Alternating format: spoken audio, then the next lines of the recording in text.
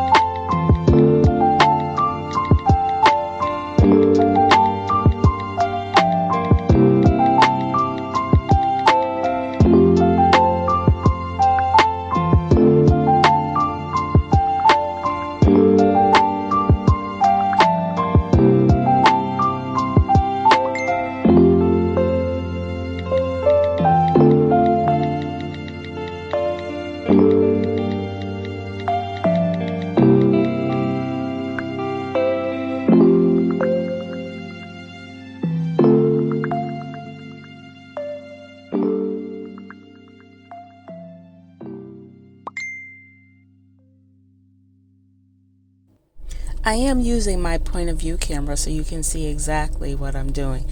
There are some times where I still need to bring the beads and the string up closer to my face because I can't see over the camera, and at times I'm looking into the camera.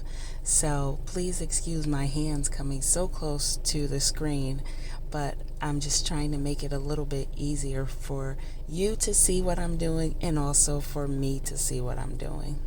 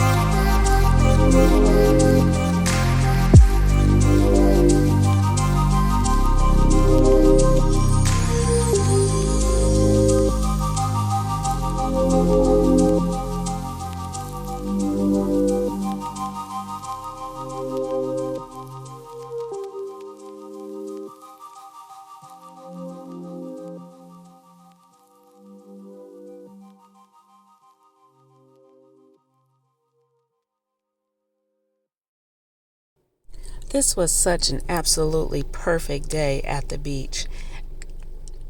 I hope you get a chance to get to the beach this summer if you haven't gone already. And don't forget to bring your beading supplies, maybe your journal, a planner, maybe even some coloring materials. That's what Ted had with her. She and her friends decided to spend some of the team bonding time coloring and using different markers, colored pencils, and crayons.